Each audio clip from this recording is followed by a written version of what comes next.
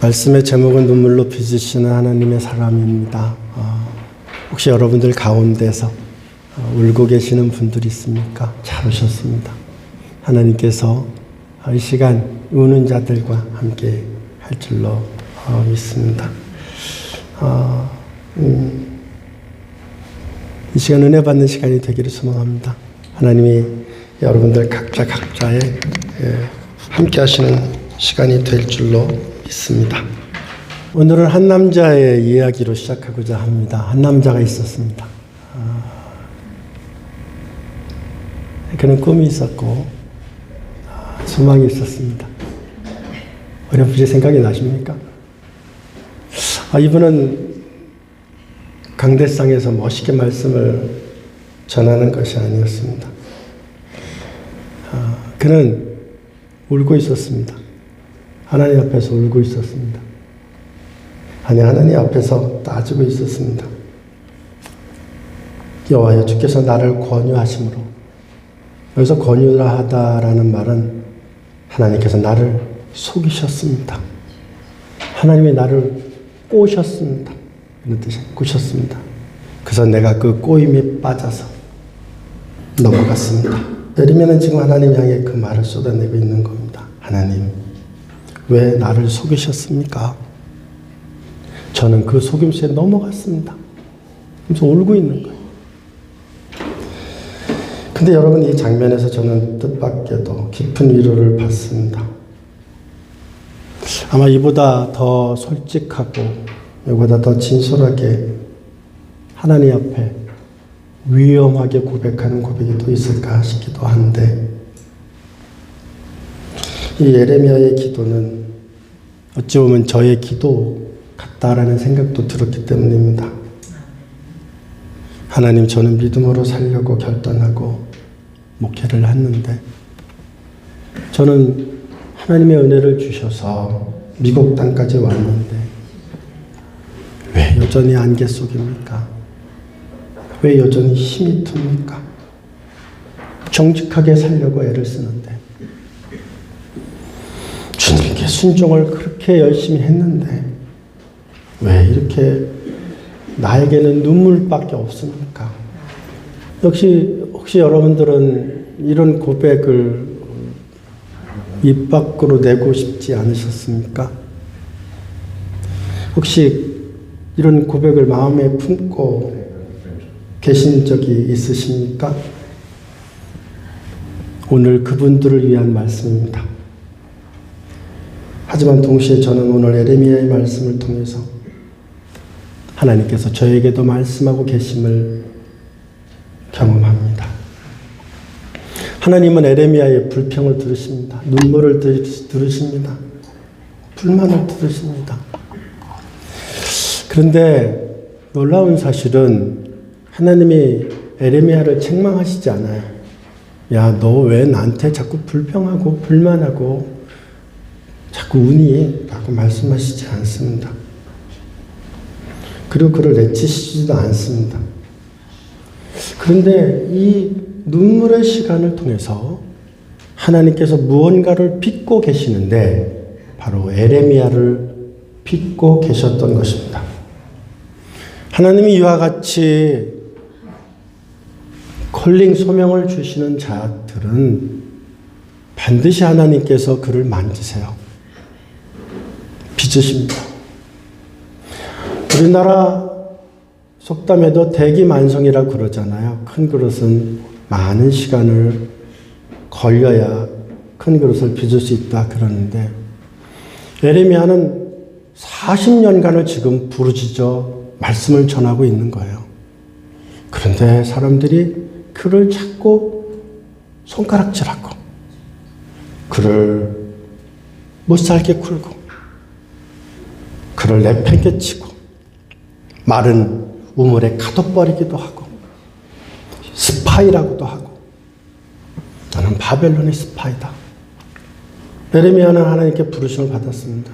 그런데 그 대가가 사람들에게 조롱과 모욕만 받았습니다.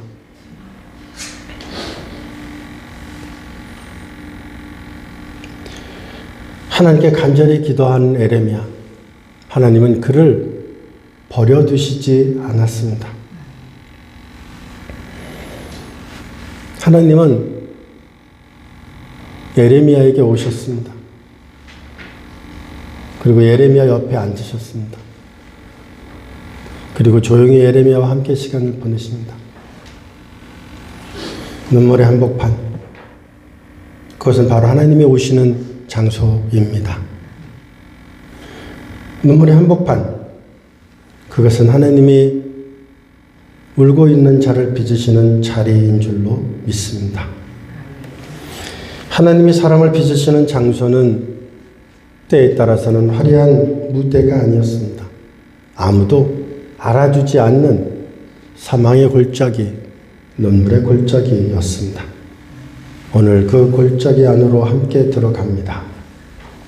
여러분, 이민 생활한 첫날 기억하십니까? 저는 미국에 처음 올 때 1997년 7월 20일 LA를 딱 내리는데 꿈이 있었습니다. 소망이 있었습니다. 뭔가 드림이 이루어질 거를 기대했습니다. 여러분들도 그러지 않으셨습니까? 미국에 올 때 뭔가 꿈을 가지고 오셨을 것입니다. 또한 여러분들, 우리 모두는 경험했습니다. 어느 날 주님을 만났고 주님이 우리에게 세상에 줄 수 없는 뜨거움을 주셨죠. 우리가 그 뜨거움을 받았을 때 모든 것이 가능하다고 생각했습니다. 길을 걸으면 모든 것이 아름다웠습니다.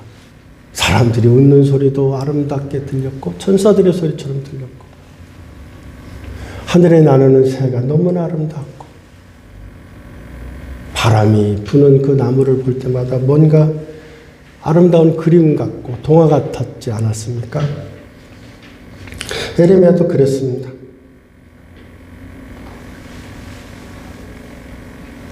예레미야 1장 8절 말씀에 보면 하나님이 임마누엘을 말씀해 주세요. 내가 너와 함께하여 너를 구원하리라. 예레미야는 청년이었습니다. 이 말씀을 듣고 그는 뜨거웠습니다. 그래, 하나님은 나와 함께 계셔. 그러면서 1장 19절에 이렇게 말씀합니다. 사람들이 너를 치나 너를 이기지 못할 것이다. 왜냐하면 내가 너와 함께 할 것이기 때문이다. 찬란한 약속을 주셨습니다. 그는 벅찼습니다. 그래, 내가 말씀을 전하면 놀라운 일이 생길 거야. 사람들이 하나님 앞에 회개하고 죄에서 돌이키고 우상을 믿지 않고 그리고 하나님께로 올 거야 생각했습니다. 15장 20절에는 하나님께서 더 나아갑니다. 뭐라고 말씀하냐면 에레미야야, 내가 너를 놋성벽처럼 만들어 주겠다고 약속하십니다. 얼마나 든든합니까? 그는 이 약속을 붙들고 당당히 사역의 현장으로 나갔습니다. 근데 막상 나가서 말씀을 증거하고 보니 상황은 달랐습니다. 전하는 말씀마다 거절당했습니다.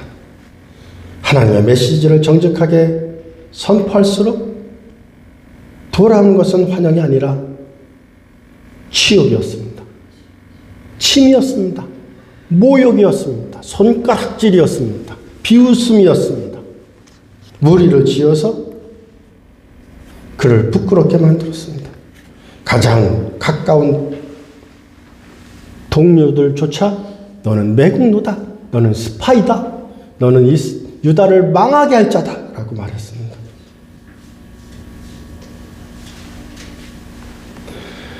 그래서 그는 이렇게 고백합니다. 주님은 나보다 강하심으로 내가 조롱거라가 되니 사람마다 종류토록 나를 비웃습니다. 나를 강하게 이기셨다고 말씀하고 있습니다. 나를 강하게 이기셨다. 사랑으로 이기셨다. 소명으로 이기셨다는 겁니다. 그에게 꿈을 주셨다는 겁니다. 그를 하여금 불타는 소명을 허락해 주셨다는 거예요. 그래서 그것을 가지고 말씀을 증거했지만 주님께서 나를 꼬셔서 그 꼬임에 넘어가서 그렇지만 내가 최선을 다해서 말씀을 전했지만 저한테 오는 것은 내가 조롱거리가 된다라고 고백합니다. 사람마다 종일토록 나를 비웃습니다. 라고 고백합니다. 여기서 이기셨다. 나를 강하게 이기셨으므로 이기셨다. 이 말씀은 예레미야가 하나님과 맞서서 싸우려고 했어요. 누가 이기는지 한번 해보려고 그랬어요. 그런데 결국 지고 말았다는 겁니다. 거룩한 낭패감입니다. 내가 선택한 길이 아니라 주님의 손에 이끌리다 보니 여기까지 와버린 그런 막막한 기분이었습니다. 혹시 지금 그 느낌을 아십니까? 믿음으로 살겠다고 결단했는데 오히려 더 힘들어지신 그런 분들은 안 계십니까?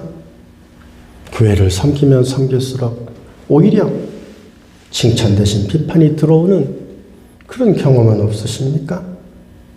교회 일을 했더니 사람들이 나를 칭찬하기는커녕 나를 비웃고 조롱하고 가정은 오히려 더 어려워진 적은 없으십니까? 그 일로 예레미야처럼 당혹스럽지는 않으십니까? 그런데 여기서 중요한 사실이 있습니다. 예레미야가 이렇게 말합니다. 주께서 나보다 강하셔서 나를 이기셨다고 고백하는 겁니다. 그것은 사실 그가 애쓰는 것이 끝났고 하나님의 다스림이, 하나님의 통치가 시작되고 있다는 시간이기도 합니다. 내가 모든 것을 내 의지로 장악하려는 그 힘이 풀리는 순간, 내가 내 힘으로 무엇이든지 할 수 있다라고 생각하는 것이 하나님 앞에, 십자가 앞에 무너지는 순간, 하나님은 비로소 하나님의 방식으로 일하기 시작하십니다. 그러므로 여러분, 우리가 주 앞에 예레미야처럼 깨어지는 시간이 있어야 될 것입니다. 지금 여러분이 느끼는 거룩한 짐은 여러분이 길을 잘못 든 증거가 아닙니다. 오히려 예레미야가 점점점 하나님께 가까이 나아갔던 것처럼 여러분들이 하나님께 더 가까이 나아가고 더 깊이 하나님이 이끌고 계시다는 사실을 기억하십시오. 강해지려고 애쓰는 것을 멈추고 나보다 강하신 주님의 손길에, 하나님의 손길에 우리 모두를 맡겨야 될 줄로 믿습니다. 그 거룩한 짐이 사실은 우리를, 여러분을 하나님께로 더 깊이 연결하는 생명의 줄이 되는 것입니다. 예레미야는 그만두려고 했습니다. 나 도저히 못하겠다. 힘들다. 하면 할수록 어렵다. 그래서 그는 이렇게 고백합니다. 내가 다시는 여호와를 선포하지 아니하겠다. 그 이름으로 말씀하지 아니하겠다. 라고 말합니다.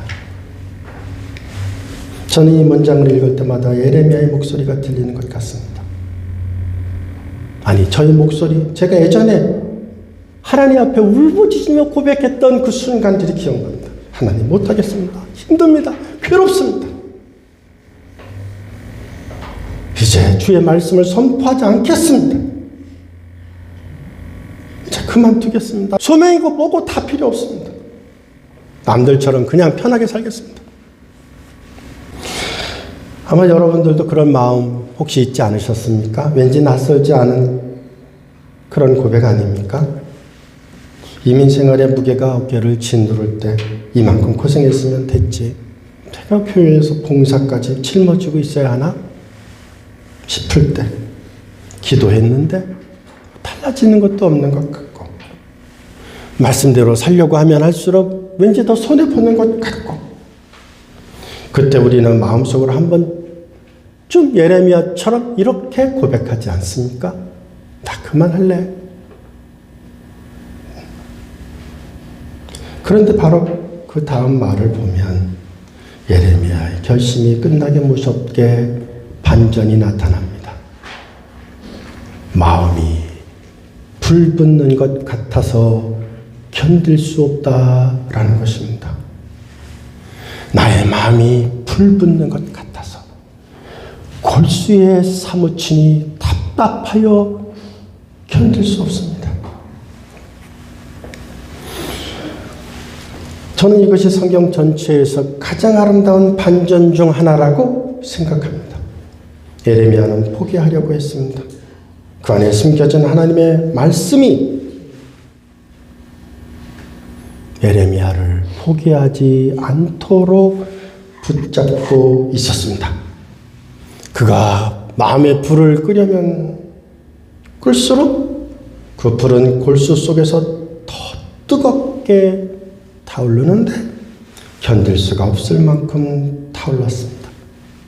이것이 바로 하나님의 역설입니다. 내 힘으로 하려고 하면 교회 일은 지칩니다. 내가 쓰러지지만 그 자리에서 하나님의 터치가 시작됩니다. 하나님의 공급이 시작됩니다. 예레미야처럼 오십니다. 예레미야는 나는 이제 못하겠습니다. 손을 내려는 순간 하나님은 말씀하시기를 나는 결단코 너를 예레미야를 우강이를 포기하지 않겠다고 그의 골수에 불을 넣어버리는 것입니다. 신앙은 내 의지로 버티는 것이 아닙니다. 내 안에서 타오르는 하나님의 불을 발견하는 것입니다. 하나님의 성령의 불을 발견하는 것입니다. 신앙의 성숙은 내가 더 강한 의지를 갖는 것이 아닙니다. 내 의지보다, 내 뜻보다, 내 꿈보다 더 강한 무언가가 나를 붙들고 있다는 것을 발견하는 것입니다. 기도를 쉬면 마음이 답답해지고 말씀대로 살지 않으면 영혼이 마른 것 같은 그 느낌, 그것이 바로 하나님께서 여러분들을 강력하게 붙잡고 계시다는 증거가 되는 줄로 믿습니다. 하나님은 여러분들이 사망의 음침한 골짜기로 다니실 때마다 임마누엘로 예레미야와 함께 하셨던 것처럼, 아브라함과 함께 하셨던 것처럼 여러분들을 반드시 찾아내서 추적해서 붙잡으실 것입니다. 그래서 여러분들의 눈물은 실패가 아닙니다. 여러분들의 눈물은 하나님의 공급이, 하나님의 긍휼함이 시작되는 시간입니다. 나무가 깊은 땅 속에서 수분을 끌어올려 가뭄을 이겨내듯 우리의 눈물은 하나님께로 더욱더 뿌리를 깊이 내리는, 그래서 하나님의 은혜를 공급받는 통로가 될 것입니다. 내 힘으로, 우리 힘으로 버텨내는 것이 아니라 하나님의 공급을 받아 다시 일어서는 우리 모두가 될 수 있기를 바랍니다. 우광아 일어나라. 여러분, 하나님께서 여러분들을 지키고 여러분들을 보호하며 여러분들과 함께 하시는 역사가 있을 줄로 믿습니다. 주님께서 새 힘을 예레미야에게 주셨던 것처럼 오늘 여러분들에게도 주실 줄로 믿습니다. 그래서 여러분들은 다시 일어설 줄로 믿습니다. 여러분의 눈물은 결코 실패의 눈물이 아니라 여러분들의 눈물은 하나님과 여러분이 깊이 커넥션 되어 있다는 거룩한 에비던스, 증거가 되는 줄로 믿습니다. 우광아 일어나라, 내가 새 힘을 주니 일어나 너 걸어라, 내 너를 도우리. 우리 복음성가 후렴만 잠깐 같이 할까요? 일어나 걸어라, 내가 새 힘을 주리니 일어나 너 걸어라, 내 너를 도우리. 일어나 걸어라, 내가 새 힘을 주리니 일어나 너 걸어라. 일어나 너 걸어라, 내 너를 여러분들만 다시 한번 해보십시오. 일어나 걸어라 내가 새 힘을 주리. 시작. 하나님이 여러분들과 함께 하십니다. 여러분들을 지키십니다. 하나님이 여러분들의 힘이 될 줄로 믿습니다. 일어나 너 걸어라 내 너를 도우리. 일어나 너 걸어라 내 너를 도우리. 누가 도우십니까? 하나님이 도우십니다. 예수님이 도우십니다. 성령님이 도우십니다. 이 시간 여러분들과 함께 할 줄로 믿습니다. 아무도 알아주지 않았습니다. 그런데 아무도 알아주지 않은 그 시간이 진짜 하나님의 사람을 만들었습니다. 예레미야 사역을 잠깐 봅니다. 인간적인 기준으로 보면 그의 사역은 실패였습니다. 40년을 사역했습니다. 여러분 40년을 했으면 외치고 노력했습니다. 하나님께 돌이키라고 말했습니다. 그러지 않으면 너희들은 바벨론에 70년간 끌려갈 것이니 바벨론에 끌려가지 않기 위해서 너희들은 깨어있으라고 말합니다. 그런데 이렇게 하나님께서 불을 주시고 꿈을 주셔서 선포하는데 선포할 때마다 사람들이 치욕하고 모욕거리를 주는 겁니다. 회개하라고, 하나님께 돌이키라고. 돌이키지 않는 것입니다. 하루도 아닙니다. 1년도 아닙니다. 10년도 아닙니다. 20년도 아닙니다. 30년도 아닙니다. 40년 긴 세월을 눈물로 외쳤습니다. 그러나 진정한 회개의 열매는 보이지 않았습니다. 그가 그토록 막으려 했던 바벨론의 침략은 결국 일어났습니다. 그는 예루살렘이 불타는 것을 눈으로 목도해야 했습니다. 자기의 나라가, 자기의 민족이 팔려나가는 것을, 디아스포라 되는 것을 볼 수밖에 없었습니다. 예레미야는 그 광경을 눈으로 목격했습니다. 만약 이것이 비즈니스였다면 우리는 뭐라고 말할 수 있을까요? 40년을 투자했는데 결과가 없다고 전략을 바꿔야 되지 않겠느냐고 말하지 않았겠습니까? 이쯤 하면 그만두고 바빌론에게 포로로 끌려간다는 말을 멈추라고 해야 되지 않겠습니까? 그러나 하나님의 계산법은 달랐습니다. 하나님은 일을 이루시기 전에 먼저 사람을 이루시는 분이었기 때문입니다. 여러분들에게 치욕이 있습니까? 주의 일을 하는데 모욕거리가 있습니까? 반드시 있을 겁니다. 교회 일을 하는데 이런 일이 없다고요? 그럴 수는 없습니다. 사탄도 교회에서 역사하기 때문에 하나님의 일을 하면 할수록 상처를 받을 수 있습니다. 미켈란젤로가 거대한 대리석 덩어리를 정으로 쪼고 있었습니다. 그런데 그 모습을 보고 있던 어린아이가 미켈란젤로에게 이렇게 말했습니다. 미켈란젤로, 왜 이렇게 자꾸 정으로 끌로 망치로 이 대리석을, 돌을 못 살게 굴어요? 라고 물었습니다. 아이의 눈에는 이해할 수가 없었습니다.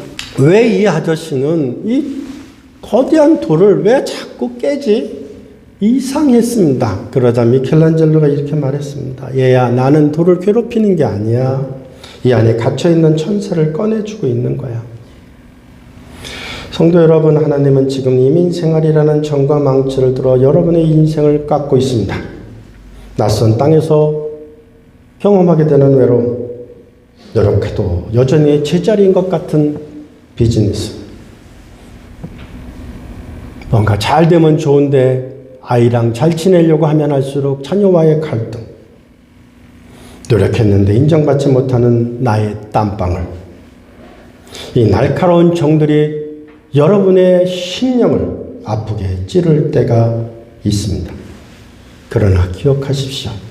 하나님은 여러분을 괴롭히는 것이 아니고 우리 안에 갇혀있는 하나님의 형상을 꺼내고 계신다는 사실을 말입니다. 열매가 보이지 않는 그 막막한 시간, 아무도 알아주지 않는 그 고독한 시간은 버려진 시간이 아닙니다. 우리의 심령이 여기서 깊이 주님께 내려가는 시간입니다. 화려한 가지와 탐스러운 열매는 아무것도 볼 수 없는 곳에서 뿌리가 얼마나 깊이 내려갔느냐에 달려 있는 것입니다. 에레미야의 눈물은 결코 되지 않았습니다. 그 눈물 속에서 하나님은 진짜 하나님의 사람을 만들었습니다. 하나님의 심장과 맞닿은 진짜 사람으로, 진짜 성도로 만드셨습니다. 우리가 에레미야서를 수천 년 지난 오늘도 읽는 이유는 그가 많은 사람을 회개시켰기 때문이 아닙니다. 그는 어떠한 상황 속에서도 하나님을 놓지 않았기 때문입니다. 하나님의 말씀을 놓지 않았기 때문입니다. 그런 우리 모두가 되기를 소망합니다. 여러분의 수고가 당장 눈에 보이지 않는 결실로 나타나지 않는다고 해서 낙심하지 마십시오. 하나님은 지금 여러분의 환경보다 여러분의 내면을 더 아름답게 만들고 계심을 기억하는 여러분들 되실 수 있기를 바랍니다. 한국 사과가 맛있어요. 미국에서 한국 사과를 찾기가 쉽지 않은데 찾으면 우리가 너무 좋아해요. 한국 사과가 왜 맛있냐면은 한국의 겨울이 춥기 때문입니다. 러시아 사람들이 우리가 생각할 때는 러시아가 더 추운 것 같은데 막상 한국 오면 한국이 더 춥대요. 한국은 정말 추워요. 뼈가 아주 아리도록 추워요. 근데 그렇게 추워야 그 다음에 사과가 맛있대요. 여러분, 나무의 나이테는 언제 진해집니까? 추울 때, 불이 났을 때, 괴로울 때. 제가 세코야 팍에 갔는데, 세코야 팍에 가면은 여러분들 다 보셨겠습니다만 커다란 나무를 뚝 잘라놔서 나이테를 쫙 해놓고 몇 년도에 뭐 있었다, 몇 년도에 뭐 있었다고 합니다. 보니까 나이테가 굉장히 굵은 때가 있었어요. 진할 때가 있었어요. 보니까 그때가 비가 오고 천둥 치고 벼락이 치고 굉장히 힘들었을 때예요. 그 가운데에 좀 있었어요. 그 거대한 나무로 성장하기 위해서 불도 필요하고 물도 필요하고 바람도 필요하고 폭풍도 필요했던 거예요. 그래서 그 나무가 거대하게 자랐던 거예요. 어찌 보면 여러분들이 지금 힘들거려온 것은 에레미야처럼 하나님의 사람으로 더 우뚝 솟게 만들기 위한 하나님의 섭리라는 것을 기억하는 우리 모두가 될 수 있기를 바랍니다. 오늘 우리는 에레미야 절기와 함께 앉아 있었습니다. 에레미야는 이렇게 말했습니다. 하나님 나를 속이셨습니다. 그 울부짖는 목소리, 그리고 다시는 복음을 증거하지 않겠다고, 말씀을 증거하지 않겠다고 손을 내려놓는 그 고백. 그러나 하나님은 에레미야를 속이신 것이 아닙니다. 에레미야를 이기신 겁니다. 말씀으로 이기시고 소명으로 이기시고 저는 사랑으로 이기셨다고 믿어요. 하나님이 함께 하심으로 하셨다고 믿어요. 이 모든 것을 통과하고 난 뒤에 에레미야 안에 남아있는 것이 무엇이었겠습니까? 골수 속에서 견딜 수 없이 타오르는 하나님의 불이었습니다. 여러분의 심령에 하나님의 불이 있을 줄 믿습니다. 하나님의 불타오르는 심령을 허락해 줄 줄 믿습니다. 아브라함에게 텐트 밖에 별을 바라보게 하시고 이처럼 많은 후손을 주게 하시겠다고 하신 하나님은 이제 에레미야의 골수 속에 꺼지지 않는 불을 심으셨습니다. 별이 소망의 시선을 주었다면 골수의 불은 에레미야가 견딜 수 있는 힘이 되었습니다. 지금 여러분은 어떤 시간을 지내고 계십니까? 정직하게 주님을 섬기려고 했었지만 돌아오는 것이 에레미야가 경험했던 그런 경험들입니까? 조롱과 실패뿐이라고 느껴지십니까? 하나님 이 정도면 됐지 얼마나 나를 더 깎으시려고 하십니까? 라는 탄식이 입술 끝까지 차오르지 않습니까? 그러나 기억하십시오. 토기장의 손에 든 진흙은 깎이고 뭉개질 때 오히려 토기장의 온기를 가장 뜨겁게 느낄 수 있습니다. 아름다운 그릇, 귀한 그릇을 만들려고 하면 할수록 토기장이는 토기를 더 문대고 더 밟고 그 안에 있는 모든 공기들을 끄집어낼 때까지 반죽하고 반죽합니다. 심지어는 밀가루 반죽도, 국수 만드는 그 국수 밀가루도 대충 해갖고선 맛이 없습니다. 반죽하고 또 반죽하고 또 반죽합니다. 여러분의 고통의 시간은 하나님이 우리를 버린 친구가 아니라 오히려 가장 가까이서 붙들고 계신다는 증거인 줄로 믿습니다. 여러분이 흘리는 눈물은 결코 땅에 떨어져 사라지지 않습니다. 시편 기자는 이렇게 고백합니다. 나의 유리함을 주께서 계수하셨사오니 나의 눈물을 주의 병에 담으소서. 여러분의 눈물 주님께서 하나님의 병에 소중하게 담고 계심을 기억하십시오. 하나님은 여러분들의 십자가를 위해서 흘리신 눈물, 십자가를 위해서 흘리신 그 모욕, 아픔 기억하십니다. 여러분들이 울면 울수록 하나님께서 여러분들과 함께 하셔서 에레미야를 아름다운 하나님의 사람으로 만드신 것처럼 빚으실 줄로 믿습니다. 이제 다시 일어나십시오. 눈앞에 열매가 보이지 않아도 환경이 여전히 거칠어도 내 안에서 견딜 수 없게 역사하시는 하나님의 뜨거움을, 그 사랑을 신뢰하는 우리 모두가 되기를 소망합니다. 말씀 때문에 웃고 말씀 때문에 울고 괴로워하고 그러나 결국 그 말씀 때문에 다시 일어서는 에레미야처럼